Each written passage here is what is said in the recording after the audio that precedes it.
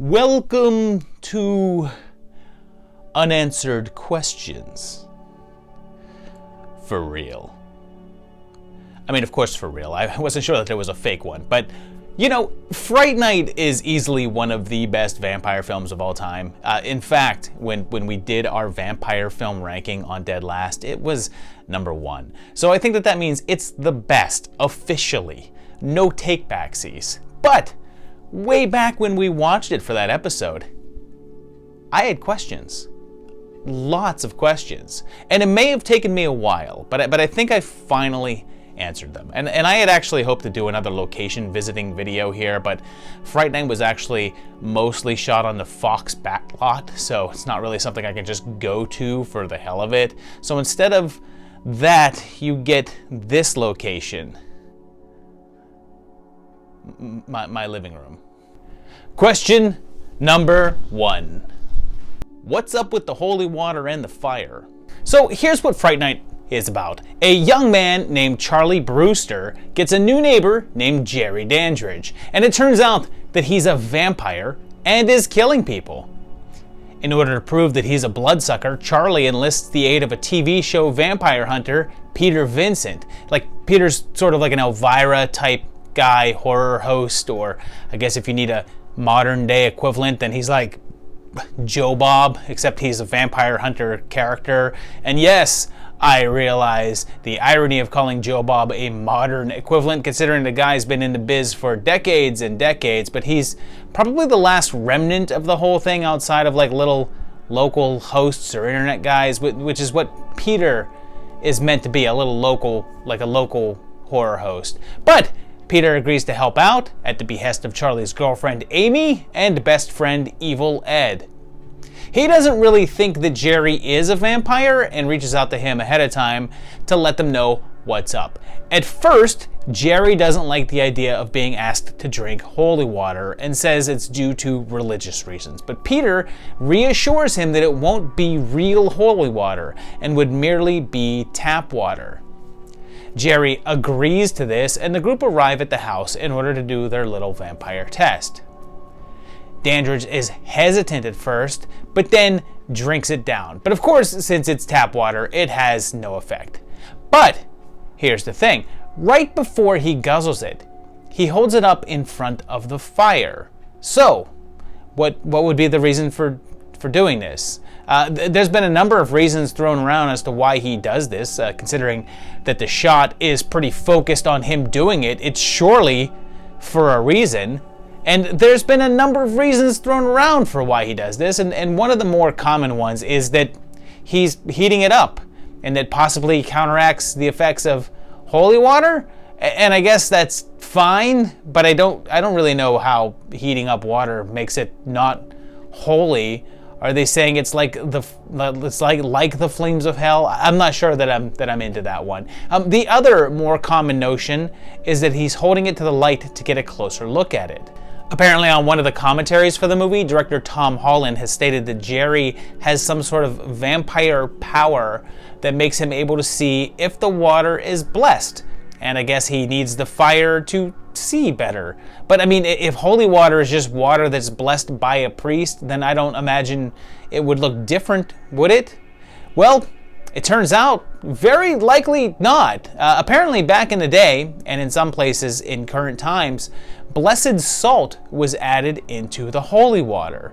Since salt was also utilized as a method of driving off evil, hence the whole circle of salt thing, having it added into the water increases its level of protection. Since Jerry is more old school, it's very likely that this was way more common back in his day. So holding the water up to the light would be an easier way to notice if the water had been salted. If it were, then he would know that Peter wasn't being honest with him and was trying to trick him into drinking actual holy water. Or, you know, maybe he just likes drinking hot water, like those of us who heat some good old H2O over a stovetop before drinking, because nothing is as soothing as some warm tap water to drink, am I right? Question number 2. Why does the cross work for Peter with Ed, but not Jerry? This one is pretty interesting because an interesting notion that this film brings up is the concept that not just anyone can hold up a cross and deter a vampire. In their first actual confrontation, Peter holds up a crucifix, but it has no effect on him, and Jerry mocks him by saying, "You have to have faith." Thankfully, it works for Charlie, and he's repelled. And later on in the film, it seems as if Mr. Vincent had a restoration of his faith meter because it works. But here's the weird thing.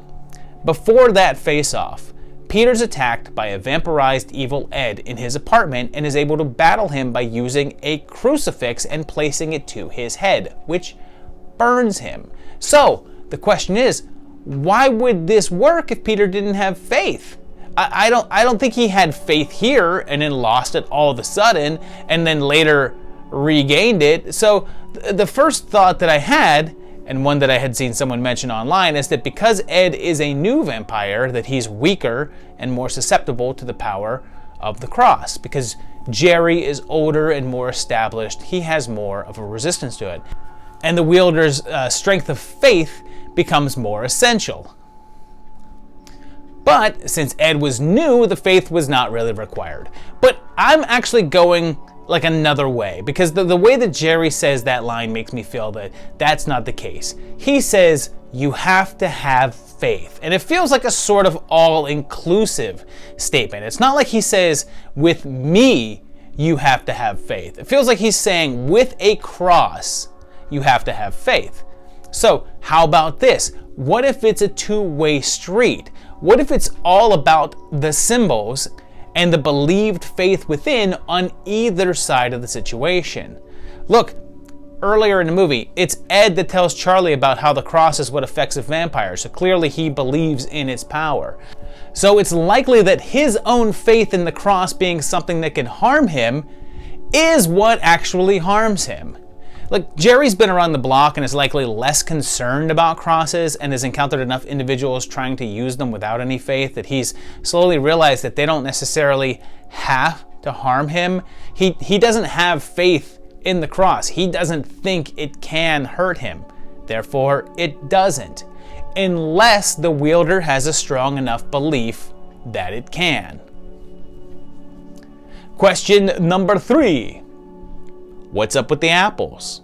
The character of Jerry is great because, yeah, he's a blood-guzzling fiend from hell, but he's also rather likable. He genuinely seems to want to avoid conflict. When Charlie makes it known that he's aware he's a vampire, he really tries to not kill him. He tries to bargain with him instead, giving him a chance to just stop interfering. And when he's in the Brewster's household, he leaves when he hears Charlie's mom. He could have just killed Charlie and her, but I guess it's too difficult to explain all that and without being seen, so he just leaves. He agrees to Peter's vampire test with the hopes that it'll convince Charlie to leave him alone. Again, giving another chance to just sort of end things so he doesn't have to murder the teen. And all of the glimpses of him in his day-to-day stuff isn't really pure evil kind of stuff. He seems rather amiable and of course, very charming. But one of the small details is his penchant for eating fruit. One of the first times that we see him, he's eating an apple, and doing so in a menacing way where he basically eats the entire thing, core and all, with just one bite. And did you know that if you eat an apple from the bottom up, you can eat the entire thing minus the seeds and stem?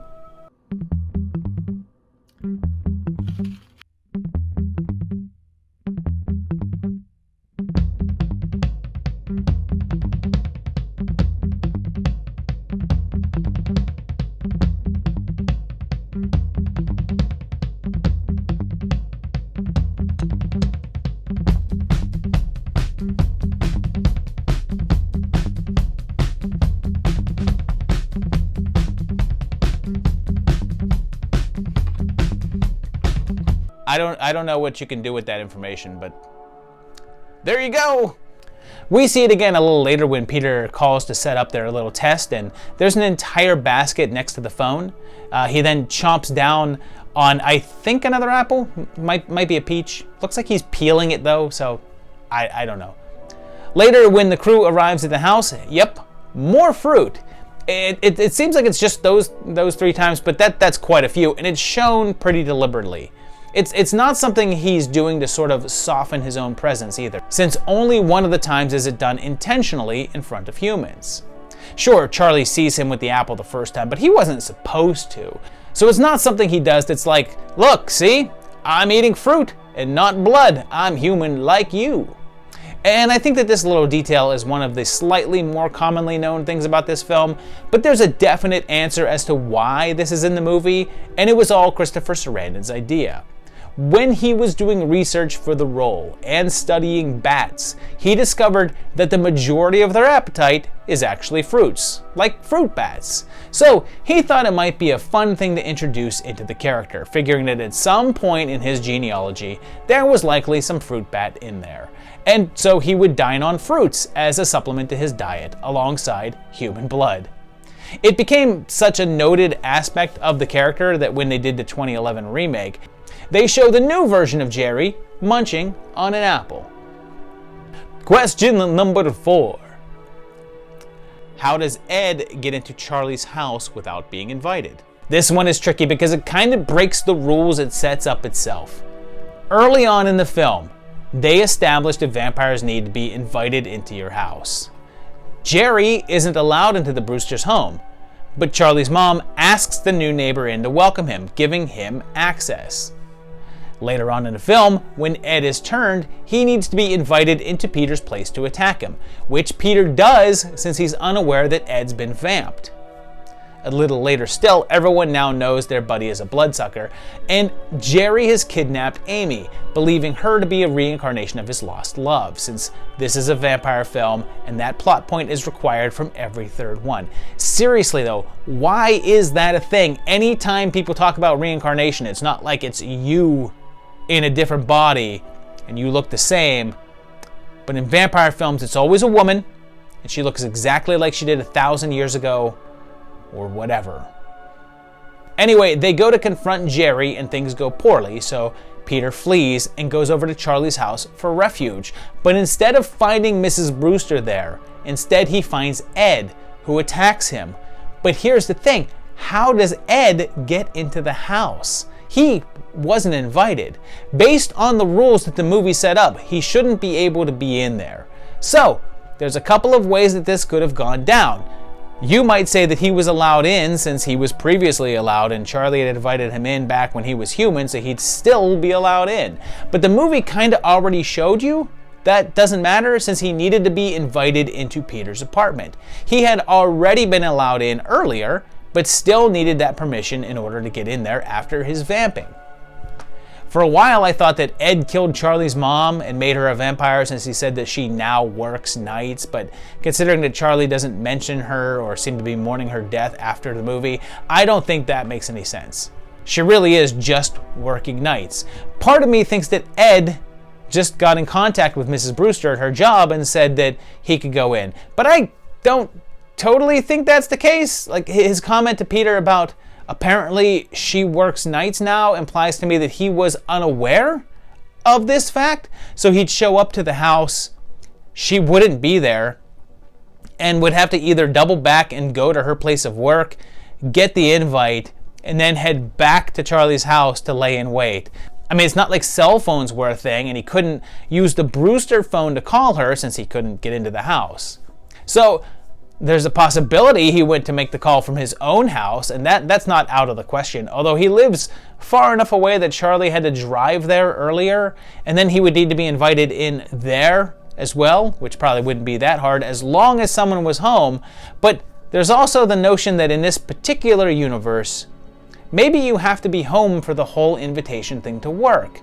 Like, if you're not around, a vampire can walk in, but as soon as you, the homeowner, occupy that space, they lose access. So, since neither Charlie nor his mother were home, he could get in. And since Peter didn't live there, it didn't affect him. That makes sense to me anyway, because the whole idea of your house and the idea that a vamp can't get in is a questionable thing. Anyway, like, does it count for all members of the household, or is it just the legal owner? Or do you have to just physically live there? Does Peter buy or rent?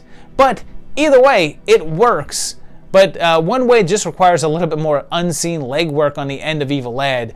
And I kind of like the notion of him just going there, finding no one home, being surprised, and going in to put on that red wig, and then I guess waiting there for like an hour or so before Peter showed up. Question number 5. What the hell is Billy? So Jerry's not alone in the movie. Instead, he has Billy Cole with him, a partner in crime who helps him out. He assists in bringing in the coffin and disposing of the bodies, but considering that he can walk around in daylight, he's clearly not a vampire. Because of this, it's assumed by the characters that he's merely Jerry's day guard, a human protector that can make sure that no one messes with him while the sun is out. During the big confrontation later on, Peter shoots Billy, figuring that will be enough to kill him, and for a moment, it seems like it does. Until it doesn't, and that dude sits up like his name is Michael Myers and he's outside of a closet. After several more gunshots, it's very clear that he's not quite a normal guy, and it's not until Charlie jams a stake in him that the blister melts down into a bright green goo, mixed with sand. But what the hell is he? Well, there's some conflicting information out there, with some people saying that he's a half vampire, others saying he's a zombie of a kind, and more saying that he's a golem, since he turns into sand, although those are generally made out of clay. But it looks like there's a sort of answer online, at least as far as the Fright Night official wiki is concerned. There, it's stated that Billy is something called a vampire servant. This is someone who has been bitten by a vampire and made into a loyal protector. However, they are not full vampires, therefore they can still walk around in the daytime. And they're more zombie-ish than vampire, I suppose. They still get the benefit of the enhanced strength and the near invulnerability, but are still susceptible to like a stake in the heart, that kind of thing. But does that sort of make the whole concept of being a vampire questionable? If you could be a half vampire and still get the immortality and invulnerability, but are still able to walk around in the sun, then why wouldn't you prefer to be that instead of a full vampire? And if he's partially a vampire, then why the meltdown? Ed didn't melt into a goo and sand when he got staked, so why would Billy? Now, here's the thing, the answer to this has never been addressed in any sort of official capacity. It's not like they discussed it on a commentary or interview or came out and said what the scoop is. So the only concrete information we have is what was stated above. He can walk in sunlight, take a bullet, melts when pierced with wood. I suppose the whole vampire servant thing makes as much sense as any, and this whole sub-state thing makes you more volatile than a standard vamp, hence the whole sand and skeleton action that we get. Question number 6. Hey, speaking of Billy, are he and Jerry a couple? Speaking of the guy, we have to address the other elephant in the room in regards to Billy. Were he and Jerry a couple? We know that this guy is his servant, but their relationship does seem to go beyond that, and it's not a standard master-servant situation. There's tons of interpretations out there looking into the subtext that's in this film, like this shot when Billy is bandaging Jerry's hand, making sure to kneel down right in front of him at crotch level, you know, like you do when you're helping someone with an injury to their hand. Earlier, Mrs. Brewster mentions that Jerry lives with his live-in interior decorator and theorizes that they're gay, and indeed, the whole interior decorator thing was a bit of a trope back in that era.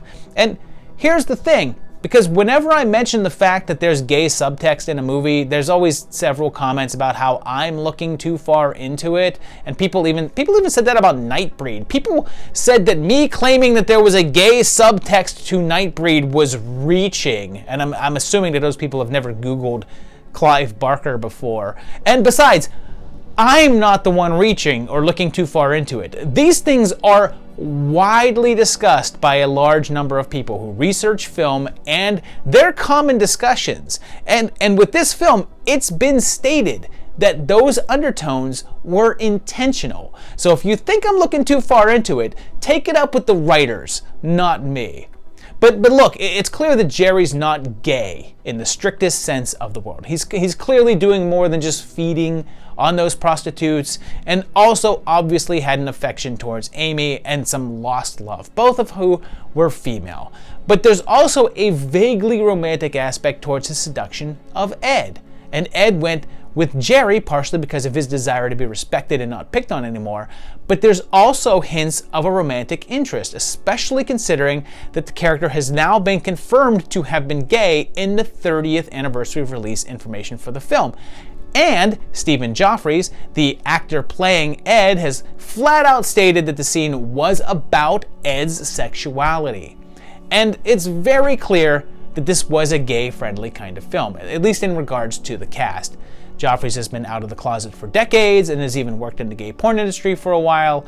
Amanda Beers has been out since 1993, and although he has never confirmed it while he was alive, Roddy McDowall's homosexuality was called one of Hollywood's most known secrets.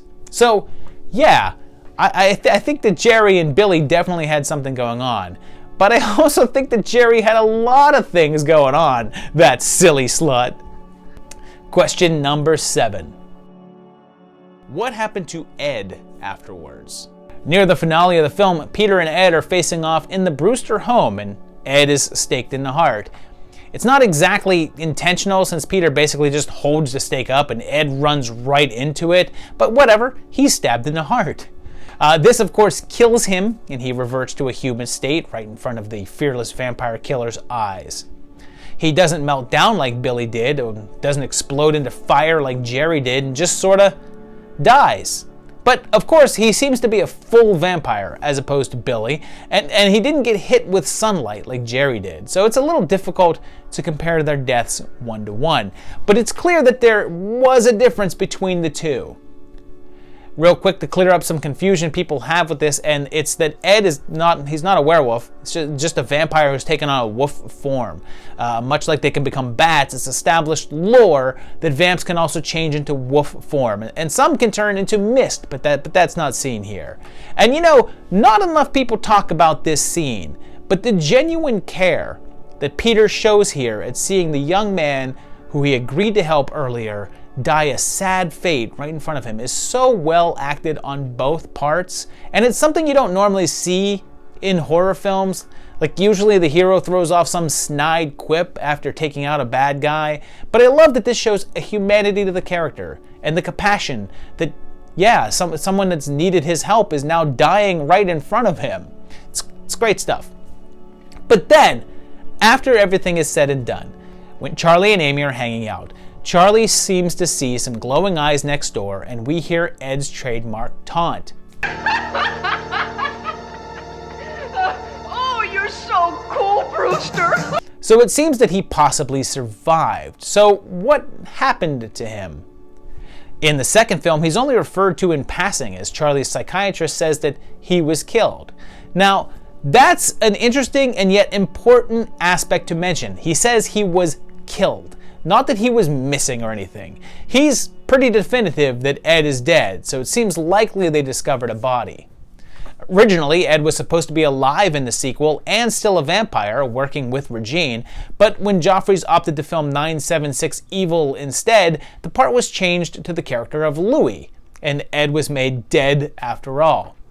But, you may ask, wouldn't he have turned human anyway?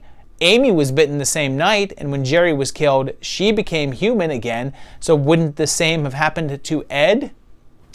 That leaves us with several situations. Number 1, Ed is just dead, and the ending scene is just Charlie's paranoia. After all, it's just a reused sound loop of Ed from earlier in the film, and not him saying it anew. That means that the doc is telling the truth when he says that Ed died, and that's the end of it, really.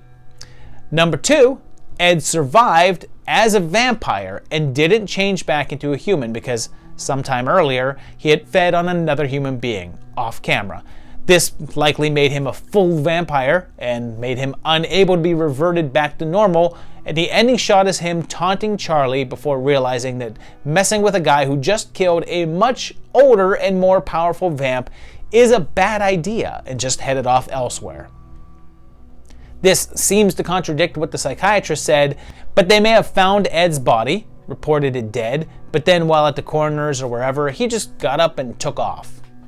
There was an independent comic series from Now Comics that was released back in the late 80s, early 90s that ran for quite a while actually and featured Ed returning to cause more trouble for Charlie, Peter, and Amy. And I happen to kind of like this whole concept, the notion that he survived but realized that, hey, he got his ass kicked twice and once was purely accidental, so maybe sticking around to fight this pair isn't such a hot idea, and headed out on his own. Question number 8. What's the connection between Fright Night and Ghostbusters? I feel like in every episode, there's at least one question that's not really a question and is more something that I just thought was a cool thing to talk about. And this is the one of those for this one. Because right now, you're out there saying, I don't think that there is a connection between these two movies. But it turns out that there is. Ghostbusters came out in 1984, 1 year before Fright Night, and it utilized a number of different effects artists for various ghost stuff. But one of the teams was that of Richard Edlund, and his crew had Steve Johnson and Randall William Cook on it, two guys that would go on to become much bigger in the industry later on. One of the gimmicks that they were asked to work on was the famous library ghost. Early on in the movie, the boys are in a library and meet a quiet and peaceful ghost there, but when they disturb her, she transforms into a much more monstrous form. Originally, she wasn't going to stop there. There was meant to be a second stage to the transformation, becoming even more demonic looking, but Edlund nixed it. There's some discrepancies out there as to why, though. Some sources say that it was cut because the look was considered to be too intense for a PG film, so they stuck with the initial, still kinda spooky visage. But the other version of the story, which seems more accurate since it comes from Johnson himself, is that Edlund simply decided it wasn't needed. The quote is, "Nope, no second puppet, don't break the bank, Steve-O." Johnson tried to convince him otherwise, saying, "I'm actually almost done with it and it'll be so much better," but Edlund said no, so the puppet wasn't used. However, 1 year later, when they had to come up with a final form for Jerry Dandridge as he exploded into the sunlight, they brought out the unfinished sculpt and modified it, altering it to look into a more like a bat thing for Fright Night. So yeah, there's a slight link between these two films, although I guess not too much of one since it's pretty subtle. It's not like that there'd be a commercial in the middle of Peter Vincent's show saying, We're ready to believe you. Question number 9. In Fright Night 2, what are Louie and Boz? For as much of a hit that Fright Night was, its sequel is just incredibly forgotten. And I guess I see why, but it's not really that bad. Like, it captures some of the flavor of the first, but just has way more of a scattered storyline. It's just not as interesting. It revolves around the arrival of Jerry's sister, Regine, and she proceeds to make Charlie and Peter's lives difficult. But, whereas in the first movie, it's just one vampire and his, I guess, ghoul buddy, or I suppose technically vampire servant, Regine comes equipped with a whole posse. Along for the ride are the fabulous Belle, the wisecracking Louie, and the menacing Bosworth. But, much like there were questions about what Billy was, it seems that there's an equal amount of confusion about some of these guys. Some are clear as crystal because Belle is totally a vampire and acts simply like a vampire, just one on roller skates. There's no question as to Belle's nature, but the other two compatriots are a bit more gray, although one isn't, and that's Louie. You see, throughout the film, he primarily attacks in half-wolf form, which causes some confusion, much like Evil Ed did in the first film. People seem to think that he's actually a werewolf and not a vampire.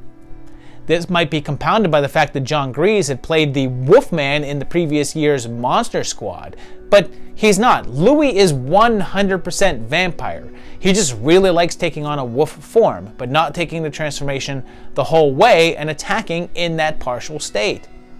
There's multiple points of proof of this in the film as well. When he first screws up an attack, Bosworth tells him he's supposed to bite her neck, something a vampire does, not a werewolf.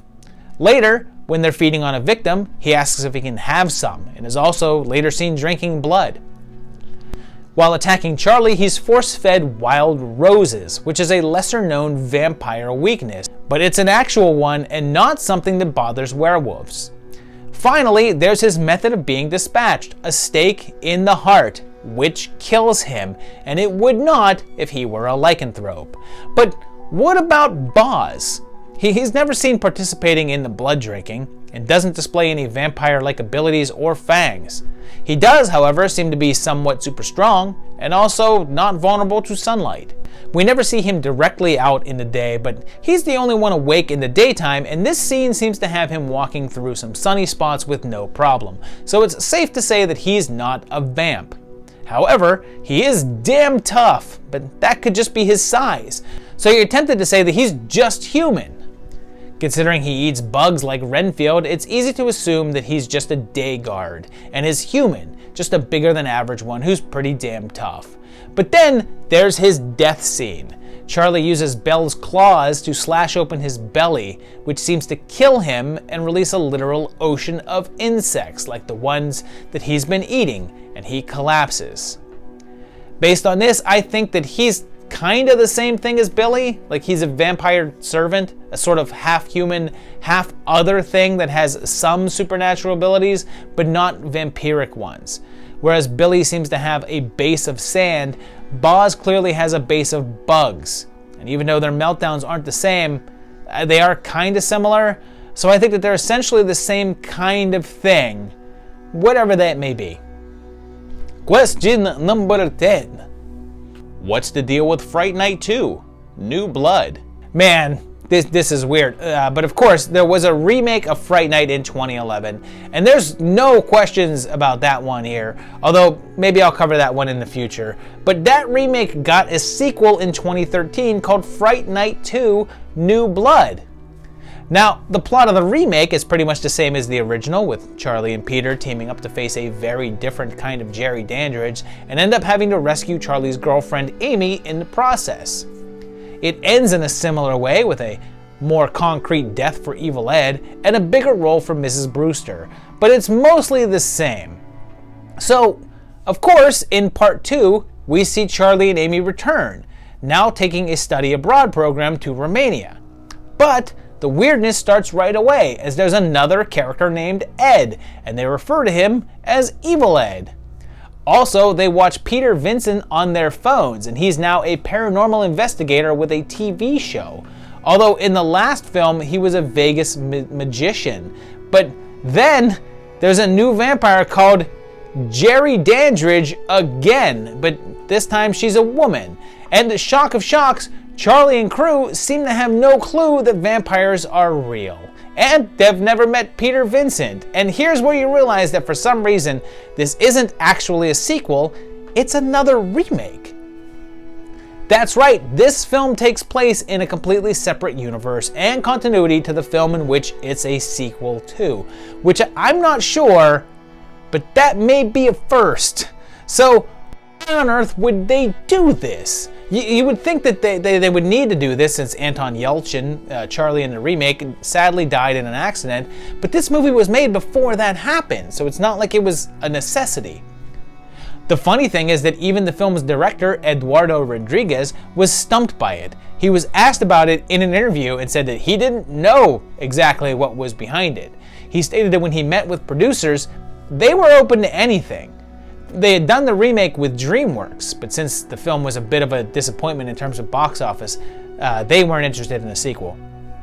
The producers still had the series rights though, so they took it to Fox, who wanted to move forward with it. So, it seems like they sort of had to start over again in a way, since they didn't really have access to what had come before, and a different studio was now involved. So in a way, it was a reboot, but how on earth do you play that off a mere 2 years after the previous film was released? So it seems like the goal here was to present it as a sequel in order to bridge that gap, but then also be the remake in order to serve as a sort of reboot. So it seems like the goal here was to have the cake, eat the cake. Except in this case, the cake was actually the blood of a virgin. So there you have it, 10 questions about Fright Night, the best vampire movie of all time according to Dead Last. But yeah, definitely one of the best vampire movies of all time. Just a great film and really enjoyable. And yeah, there's a lot of questions in this one that needed answers, and I hope you enjoyed the answers that I provided. If you liked them, or if you didn't like them, or if you have other answers that you think fit them, or hell, if you have other questions that you want answered about Fright Night in a future episode, put it down below in those comments. I certainly would appreciate that. Also, if you enjoyed the video, hit that like button, hit the subscribe button, and of course the bell to get notified when new videos arrive. And if you think about it, go to my Patreon page at patreon.com/movietimelines, where you can help support this channel like these guys do, because they're awesome, and you can also be awesome. But you know what else would be awesome? Just keep on coming back and watching these videos. I certainly appreciate that, because there will be another great one very soon. Thanks a lot, and we'll see you later. Bye-bye.